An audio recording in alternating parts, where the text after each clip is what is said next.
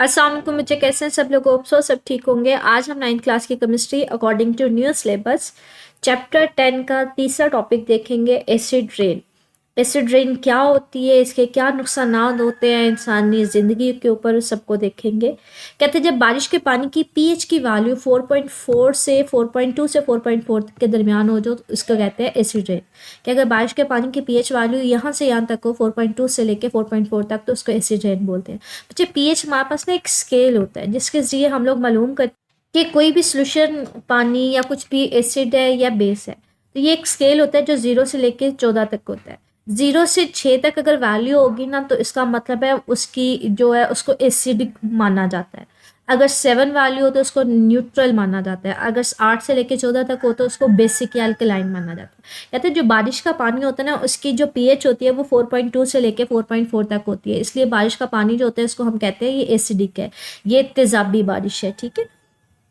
कहते हैं 1852 में एक साइंसदान था रॉबर्ट अंगस स्मिथ। ठीक है। ये एक मैनचेस्टर इंग्लैंड में इसने ये आइडिया दिया था, नजरिया दिया था कि बारिश के पानी अगर अगर वो एसिड है, उसकी वजह से हवाई आलूदगी बहुत ज़्यादा होती है। मतलब बारिश के पानी का और हवाई आलूदगी का गहरा ताल्लुक है। जितनी बारिश एसिड होगी, एसिडिक होगी, उतनी ज़्यादा हवा में आलूदगी ज़्यादा होगी, मतलब उसके नुकसानात ज़्यादा होंगे। आलूदगी का मतलब होता है कोई भी ऐसी शय या ऐसी अशिया जिसकी वजह से इंसानी ज़िंदगी को कोई नुकसान ख़तरा हो। तो कहते हैं बारिश का पानी अगर एसिडिक होगा, मतलब अगर बारिश एसिड रेन होगी, तो हम कहेंगे कि उसका कोई ना कोई हवा में उसको हम लोग हवाई आलूदगी के तौर पे लेंगे, मतलब उसका इंसानी ज़िंदगी के ऊपर बुरे असरात होंगे।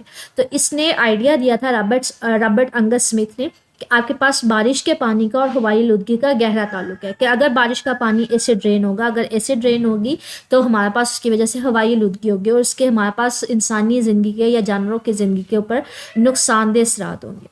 कहते हैं इसलिए इसी दरियाफ्त पे कि उसने बताया था कि हवाई आलूदगी का और बारिश के पानी का गहरा ताल्लुक है, इसको एसिड रेन का बाप भी बोला जाता है। बच्चे ये हमारे पास ना एमसीक्यू बन सकता है कि एसिड रेन का बाप किसको बोला जाता है। जो साइंसदान था रॉबर्ट अंगस स्मिथ को। क्यों? क्योंकि उसने ये बताया था कि जितने ज़्यादा बारिश का पानी एसिड होगा, मतलब एसिडिक बारिश होगी, एसिड रेन होगी, तो उतनी ज़्यादा हवा में आलूदगी होगी। वो हम आगे देखेंगे भी किस तरह से उसके आलूदगी हम उसको कह रहे हैं, क्या उसके नुकसानात होते हैं इंसानी ज़िंदगी के ऊपर या जानवरों के ऊपर। ठीक है। कहते हैं हमारे पास एसिड बनती कैसे है, वो बेसिकली उसके बारे में बता रहा है। कहते हैं फॉसल फ्यूल जलाने से हवा में खतरनाक गैस शामिल हो जाती है। अच्छा, फॉसल फ्यूल्स क्या होते हैं? मुझे फॉसल फ्यूल्स में ना कोयला भी आ जाता है, इसमें हमारे पास पेट्रोल भी आ जाता है और गैस भी आ जाती है। तो फॉसल फ्यूल में कोयला, पेट्रोल और गैस। आप कोई भी चीज़ जलाओ, चाहे कोयला जलाओ, पेट्रोल जलाओ, जैसे गाड़ियों में हम लोग पेट्रोल जलाते हैं, जैसे कोई ट्रेन जा रही है उसमें कोयला वगैरह जलाया जाता है, घरों में आप गैस इस्तेमाल करते हो। तो कहते हैं इन सबको ना फॉसल फ्यूल्स कहते हैं। कहते हैं इनको जलाने से ना हमारे पास हवा में खतरनाक गैस खारिज होती है और वो गैस कौन सी होती है? वो सल्फर डाइऑक्साइड होती है। कहते हैं ये सल्फर डाइऑक्साइड बेसिकली आ कहाँ से रही होती है? कहते हैं हमारे पास ये बनती इस वजह से है क्योंकि आप जब फॉसल फ्यूल्स मतलब कोयला, पेट्रोल या गैस किसी चीज़ को भी जलाते हो ना, तो इसमें हमारे पास क्या होती है? सल्फर की मिकदार मौजूद होती है। जब इनको जलाया जाता है तो वहाँ से हमारे पास सल्फर डाइऑक्साइड खारिज होती है। मिसाल के तौर पे ये आपको यहाँ पे ना एक डायग्राम भी, शक्ल भी दिखाई गई है कि अगर ये कोई ट्रक जा रहा है, गाड़ी जा रही है, तो बच्चे ये पेट्रोल वगैरह जला रहा होगा, इसके धुएं से ना यहाँ से हमारे पास सल्फर डाइऑक्साइड निकल रही होगी।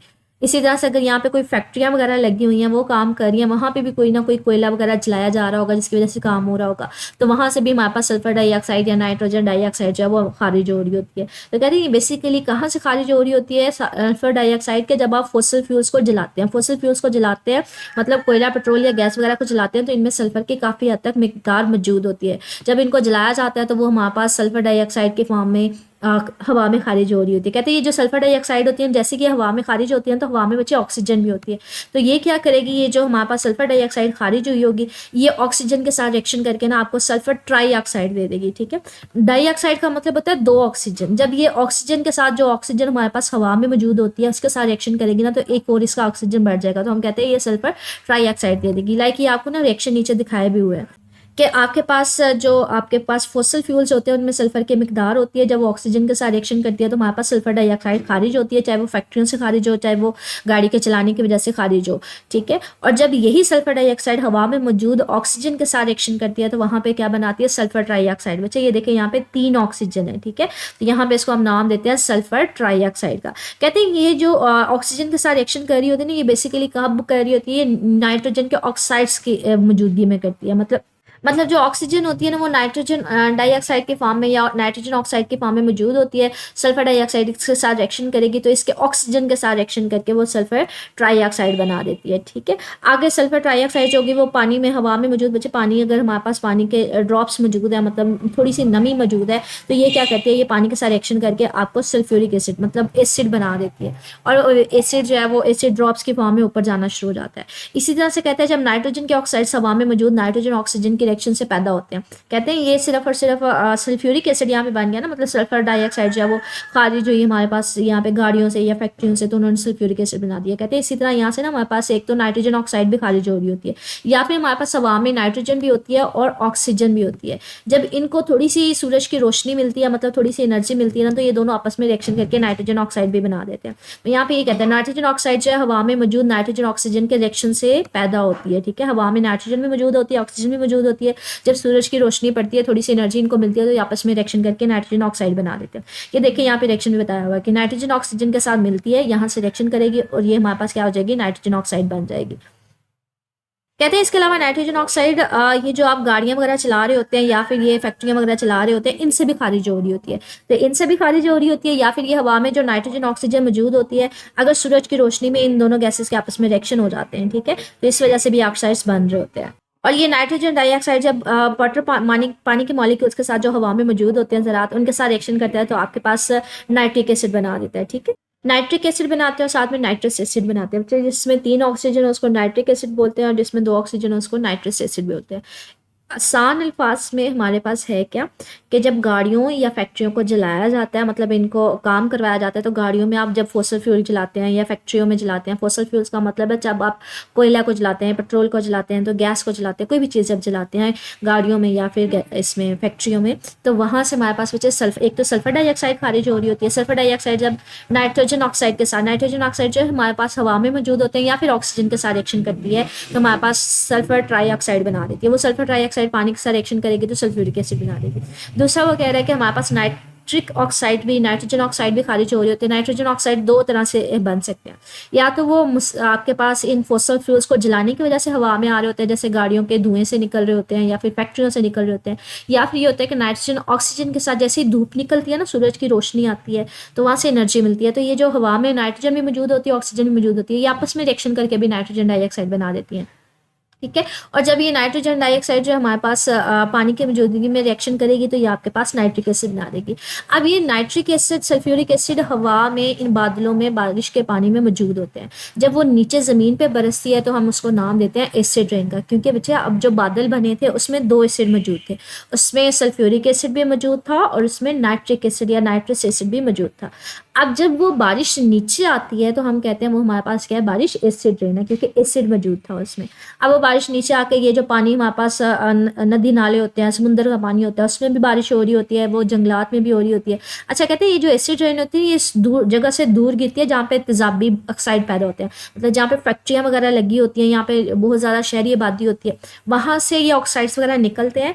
ये निकल के जब तेजाबी बादल बनाते हैं, बारिश बनाते हैं, तो बारिश इस इलाके से दूर होती है, इसलिए वो जंगलात वाली साइड पे ज़्यादा होगी, वो पानी जहाँ पे नदी नाले कह लें समुद्र वगैरह होगा वहाँ पे ज़्यादा होगी। तो ये बात याद रखिएगा, ठीक है। तो ये रिएक्शन उसी में बता रहे हैं। कहते हैं हवा में अगर ये एसिड रेन हमारे पास है ना, ये देखिए इसी चीज़ को ना रिएक्शन को दिखा रहा है। सल्फर डाइऑक्साइड भी हमारे पास बादलों सॉरी ये फैक्ट्रियों के धुएं में निकल रहा है, गाड़ियों के धुएं में निकल रहा है, और नाइट्रोजन ऑक्साइड भी यहाँ से निकल रहा है धुएं से। बेसिकली जब ये पानी के साथ रिएक्शन करते हैं नाइट्रोजन के ऑक्साइड या सल्फर के ऑक्साइड्स, तो यहाँ पे एक तो नाइट्रिक एसिड बनाते हैं, दूसरा ये यहाँ पे बनाते हैं सल्फ्यूरिक एसिड।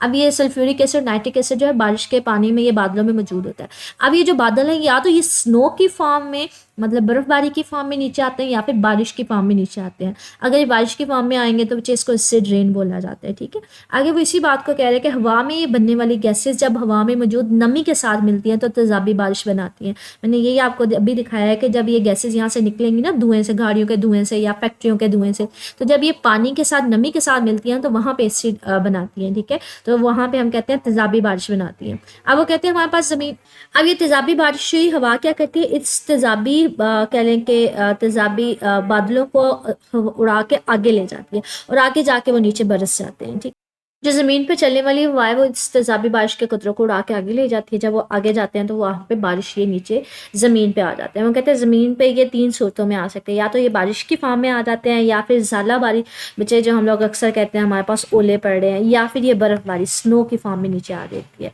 अच्छा, जो बर्फ़बारी होती है ये ना बहुत हल्के पार्टिकल्स होते हैं, लेकिन जो ज़ालाबारी होती है ये पत्थर की फॉर्म में ऐसा लग रहा होता है कि जैसे गिर रहे हैं हमारी ना सर के ऊपर। कहते हैं जो ऐसी रेन होती है हमें देखने में तो साफ़ सुथरी दिखाई देती है, नॉर्मल बारिश ही लगती है, इसका जायका भी वैसा ही होता है, लेकिन इसकी खसूसियात जो होती है ना वो क्रेसिव होती हैं। क्रेसिव खसूसियात का मतलब होता है तबाहकुन होती है, ये ख़राब कर देती हैं चीज़ों को, चाहे वो कह लें इमारतें हों, चाहे वो इंसानी ज़िंदगी हो, मतलब इसके नुकसानदेह असरात होते हैं। ठीक है, ये नुकसान पहुँचाती हैं। आगे इसी ट्रेन के नुकसानात या असरात देखेंगे कि मुख्तलिफ़ चीज़ों के ऊपर उसके क्या असरात होते हैं, उसको देखते हैं। ठीक है, कहते हैं एसिड रेन के बहुत ज़्यादा नुकसानदेह असरात हैं। ये क्या करते हैं, ये मिट्टी के तेज़ाबियत में इजाफा कर देते हैं। मतलब जब बारिश होती है तो जिस मिट्टी के ऊपर घेरी होती है उसकी तेज़ाबियत में, मतलब उसकी एसिडिटी में इजाफा कर देते हैं। इसके अलावा ये इंसानों के लिए भी नुकसानदेह होते हैं, आबी हयात, क्योंकि इंसान भी पानी पीते हैं। आबी हयात भी जब बारिश होती है तो बच्चे वो पानी में शामिल हो जाती है, तो इंसानों जानवरों के लिए दोनों के लिए नुकसानदेह होते हैं। जो जंगलात हैं वो तबाह हो जाते हैं, मतलब उनकी पैदावार अच्छी नहीं होती है और ज़रूरी पैदावार भी कम होती जाती है। इसके अलावा अगर इमारतें होंगी, कोई मुजस्मे वगैरह होंगे, अगर उनके ऊपर से ड्रेन हो गई तो वो भी ख़राब होना शुरू हो जाएंगे। ठीक है, उसको जंग लगना शुरू हो जाता है, रेलवे लाइंस वगैरह को। ठीक है, पटरियों वगैरह को,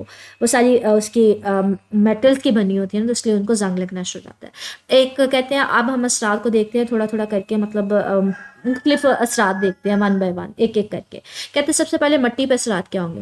कहते हैं मिट्टी के ऊपर अगर तेज़ाबी बारिश हो रही है तो ये क्या करती है, मिट्टी के अंदर जितने उसके ग़िज़ाई अज्जा होते हैं ना, तो वो उसको अपने अंदर हल करके लेके चली जाती है, बहा के लेके चली जाती है। अब मिट्टी के अंदर तो ग़िज़ाई अज्जा होते नहीं है, इसलिए पौधों को भरने के लिए वो ग़िज़ाई अज्जा ज़रूरी होते हैं। अगर उनको नहीं मिल रहे होते तो इसलिए पौधों की वहाँ पे ग्रोथ ही नहीं होती, वहाँ पे कोई फसल नहीं उस तरह से उग रही होती। इसी तरह से कहते हैं ये बारिश जो है ना, ये क्या करती है, अगर ज़मीन के नीचे कुछ जहरीले मादे भी होते हैं, जैसे एलुमिनियम हो गया, मरकरी हो गया, इनको भी बहा के ले चल जाती है। और ये जब बारिश का पानी आगे जाके किसी नदी नाले में गिरता है, जो इसमें जहरीले मादे ये साथ लेके चला गया होता है ना, तो ये क्या करता है, ये उस पानी को भी आलूदा करता है, जिसकी वजह से जानवरों की आबी ज़िंदगी जो है वो ख़राब हो रही होती है, या इंसान अगर वो पानी पीते हैं तो उनके लिए भी नुकसान होता है। तो मिट्टी के ऊपर वो इसके असरात बता रहा है, और साथ में ये बता रहा है कि ये तेज़ाबी पानी जो है कुछ जहरीले मादे भी ले जाता है ज़मीन के अंदर से, और जब यही पानी आगे जाके दूसरे पानी में शामिल होता है तो उसके लिए भी नुकसानदेह होता है। ठीक है, मतलब कहीं भी बारिश नहीं, मतलब तेज़ाबी बारिश होती है ना, वो क्या करता है, ज़मीन के नीचे से जितने उसके ग़िज़ाई अज्जा होते हैं वो बहा के ले जाता है, तो ज़मीन इस तरह से ना कि बंजर होना शुरू हो जाती है, तो उसमें कोई उस तरह से पैदावार नहीं होती, तो हम कहते हैं ज़मीन ख़राब होना शुरू हो जाती है। इसी तरह से कहते हैं पौधों के ऊपर असरात क्या होते हैं। कहते हैं अगर पौधों के ऊपर नुकसान दे, इसके भी नुकसान होते हैं। अगर पौधों के ऊपर एसिड रेन होगी, तेज़ाबी बारिश होगी, तो उनकी नशोनुमा नहीं हो पाती, वो खुद ब खुद जो है वो ख़त्म होना शुरू हो जाते हैं। ठीक है, आहिस्ता आहिस्ता वो मतलब उनके ऊपर कोई पत्ते वगैरह नहीं लगते, उनकी नशोनुमा नहीं होती, तो कहते हैं जिसकी वजह से हमारे पास वो भी खराब होना शुरू हो जाता है। दूसरा नुकसान ये कहते हैं जहाँ पे पौधे वगैरह होना, उन्होंने क्या किया होता है, अपनी जड़ों के साथ ना बहुत सारी मिट्टी को अपने साथ बांध के रखा होता है। अगर पौधे ही नहीं रहेंगे, वही खराब हो जाएंगे, वही खत्म हो जाएंगे, तो मिट्टी जो है वो ऐसा ऐसा साथ पानी के बहना शुरू हो जाएगी, जिसकी वजह से हम कहते हैं वहाँ से पौधे नहीं पौधे नहीं उग सकते। लाइक हमारे पास जहाँ पे एसिड रेन होती है ना, इस तरह से वहाँ पे पौधों की नशोनुमा जो है ना वो बंद होना शुरू हो जाती है, मतलब पौधे खुद ब खुद ख़राब होना शुरू हो जाते हैं। तो हम कहते हैं वहाँ पे उस तरह से ग्रोथ नहीं हो रही होती, नशोनुमा नहीं हो रही होती। इसी तरह से कहते हैं आबी हयात जो पानी के अंदर जानदार रहते हैं, उनके ऊपर कहते हैं जब ये एसिड रेन जो है ना वो बारिश नदी नालों झीलों या दरियाओं में गिरती है, मतलब पानी लेके बच्चे, अब इन्होंने कहीं से तो जब ये दरियाओं में या समुद्रों में जाके पानी गिरता है तो वहाँ पे क्या होते हैं, जो जानदार होते हैं, जो आबी ज़िंदगी वो मुतासिर होते हैं। जैसे मैंने कहा था ये मिट्टी के नीचे से ना कुछ जहरीले मादे भी, जैसे एल्यूमिनियम मरकरी वगैरह लेके भी बह जाती है, जब वो पानी के अंदर जाकर गिरता है, वही जो पानी आबी हयात जो वो इस्तेमाल कर रहे होते हैं, तेज़ाबी पानी जब उसके अंदर जाता है तो उनकी ज़िंदगी जो है वो ख़तरा लायक होता है, जिसकी वजह से बहुत सारी आबी जो है ना वो हमारे पास मखलूक वो मरना शुरू हो जाती है, उनकी ज़िंदगी वो ज़िंदा नहीं रह सकती। लाइक हमारे पास कहीं पर तेज़ाबी बारिश होगी ना, वहाँ पे मछलियाँ इतनी सारी जो है ना, या मिसाल के तौर पर बहुत सारे जो आबी जानवर हैं वो मरना शुरू हो जाते हैं, तो वो इसकी वजह यही होती है कि तेजाबी बारिश होती है। कहते हैं इंसानी ज़िंदगी का भी इसके असरात है। बच्चे मैंने अभी ये बताया कि जो पानी जब नदी नालों झीलों या दरियाओं में या नीचे जो ज़मीन के नीचे का पानी है उसके अंदर जाकर शामिल हो जाता है। अब इंसान उसी पानी को इस्तेमाल कर रहा होता है। जब इंसान उस आलूदा पानी को इस्तेमाल करता है तो उसकी ज़िंदगी को भी खतरात लाहिक होते हैं। तो यहाँ पे ये कहते हैं एसिड रेन से सतह ज़मीन पर मौजूद पानी तेजाबी, मतलब जो पानी के नीचे होता है या पानी के ऊपर पानी होगा वो भी तेजाबी हो जाएगा। ये कहते हैं जो ऊपर वाला पानी है उससे तो इंसानी ज़िंदगी मुतासिर नहीं होती, लेकिन हाँ जब वो पानी नीचे वाली पानी के साथ शामिल हो जाता है तो हमारे पास तो वो उस पानी को क्या कर देता है, वो आलूदा कर देता है, जिसकी वजह से हमारी ज़िंदगी जो है वो ख़तरे में आ जाती है। इसी तरह से कहते हैं ज़राअत पर असरात क्या है, कहते हैं ज़राअत पे ना थोड़े से कम होते हैं, मतलब जो इन किसानों ने फसलें वगैरह लगाई होती हैं। क्यों? क्योंकि कहते हैं उन्होंने क्या किया होता है, अगर उनको लगा है ना कि बारिश जो है वो ज़्यादा तेज़ाबी हो रही है तो वो क्या करते हैं अपनी फसल में ना कैल्शियम ऑक्साइड का छिड़काव कर देते हैं। कैल्शियम ऑक्साइड क्या होता है, ये कहीं पर भी बारिश हो या कहीं पर भी कोई एसिड हो ना तो उसकी तेज़ाबियत को कम कर देता है। तो उन्होंने फसलों को नुकसान से बचाने के लिए, उनको अगर पता हो कि तेज़ाबी बारिश हो रही है या इस तरह से हो रहा है, तो वो क्या कहते हैं अपनी फसलों में ना कैल्शियम ऑक्साइड का स्प्रे कर देते हैं, छिड़काव कर देते हैं, जिसकी वजह से उनकी जो फसलें हैं वो थोड़ा महफूज रह जाती हैं। तो कहते हैं जंगलात की निस्बत ना फसलों को नुकसान कम होता है।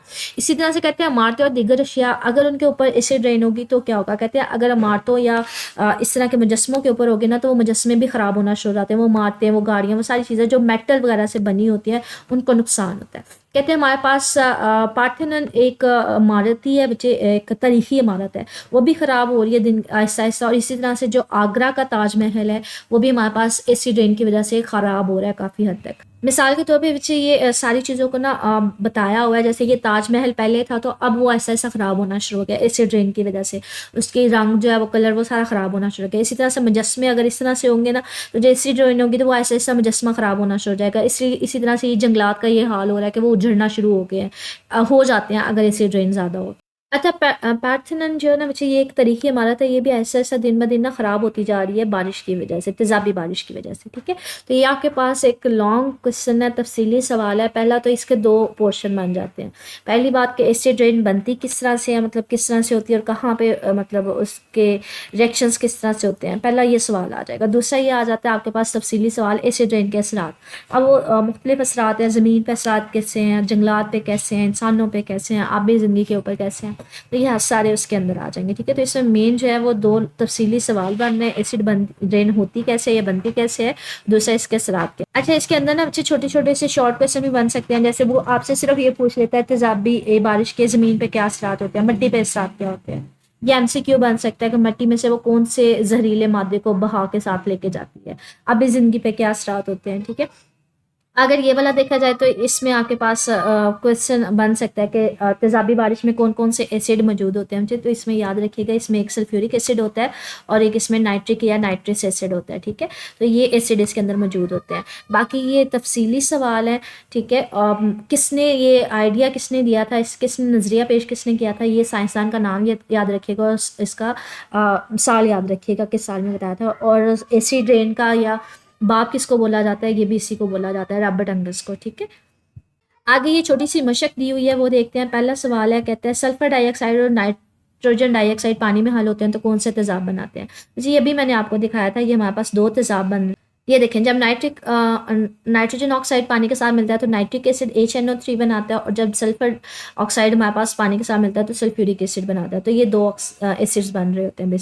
की बुक से भी बच्चे इसका आंसर देख लेते हैं। वो ये देखें, सल्फर ऑक्साइड जो है वो पानी के साथ रिएक्शन करेगा तो सल्फ्यूरस एसिड बनाता है। वैसे सल्फर ट्राईऑक्साइड जो होता है ना वो सल्फ्यूरिक एसिड बनाता है। अगर सल्फर डाइऑक्साइड पानी के साथ रिएक्शन करेगा तो सल्फ्यूरिक एसिड बनाएगा। इसी तरह से अगर नाइट्रोजन डाइऑक्साइड रिएक्शन करेगा तो नाइट्रस एसिड बनेगा। ठीक है, तो ये हमारे पास दो एसिड्स बन रहे होते हैं। सल्फर ट्राईऑक्साइड होता है तो सल्फ्यूरिक एसिड होता है, और यहाँ पे नाइट्रिक एसिड होता है। यहाँ पे सल्फर डाइऑक्साइड के बारे में पूछा होता है और नाइट्रस डाइऑक्साइड के बारे में पूछा हुआ था, इसलिए हमारे पास सल्फ्यूरस एसिड और नाइट्रस एसिड बनेगा। ठीक है, अगला हमारे पास इसी में क्वेश्चन पूछा हुआ है, कहते हैं अगर एसिड रेन की वजह से दरख्त उजड़ जाएं तो उखड़ जाएं अपनी जगह से तो ज़मीन कैसे मुतासर होगी। अच्छा, ये हमने 2 मिनट पहले यहाँ पे पढ़ा था।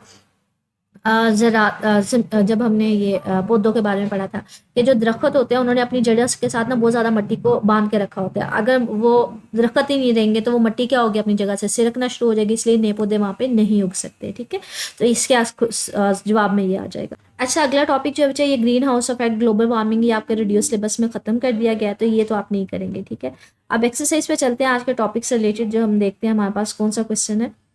ये देखिए एक सिर्फ पूछा हुआ है एसिड जंगलात पर कैसे असरअंदाज होती है। तो हमने मट्टी पर असरात देखे थे, आप भी जिंदगी पे देखे थे जंगलात पे, तो जंगलात वाला जो है वो इसके आंसर में आ जाएगा। ठीक है, वो जो दो लाइनें हमारे पास होंगी ना जंगलात, मतलब इसमें ये पौधों वाला आ जाएगा। ठीक है, कि पौधों को किस तरह से मुतासर करते हैं पौधे, ये आ जाएगा। ठीक है, या तो इसके जवाब में आप ये लिख सकते हैं या फिर ये लिख सकते हैं, दरख्तों के पत्तों को नुकसान पहुंचाते हैं। ये जंगलात पर बताना है ना कि आपके पास पत्ते जो है वो नुकसान पहुंचा रहे होते हैं, कमज़ोर कर देते हैं पौधों को, जड़ों को कमज़ोर कर देते हैं, उनकी नशोनुमा नहीं हो रही होती, मिट्टी को एसिडिक बना देते हैं जिसकी वजह से उनकी नशोनुमा को नुकसान पहुंचता है। तो या फिर आप इस आंसर में ये लिख सकते हैं। ठीक है, अच्छा अगला मुख्तसर सवाल है, फॉसल फ्यूल्स में मौजूद सल्फर किस तरह नुकसान देती है। बच्चे सल्फर क्या करेगी, सल्फर डाइऑक्साइड बनाएगी जो हमारे पास एसिड बना देती है, सल्फ्यूरिक एसिड। तो यहाँ पे ये बता रहा है कि जब फॉसल फ्यूल्स को जलाया जाता है तो वहाँ से क्या खारिज होती है, सल्फर डाइऑक्साइड। मतलब अगर फॉसल फ्यूल्स में सल्फर मौजूद है, अगर उसको जलाएंगे तो वहाँ से क्या खारिज होगी, सल्फर डाइऑक्साइड। वो सल्फर ऑक्साइड बेसिकली आपको क्या बना के दे रही होती है, एसिड रेन बना के दे रही होती है।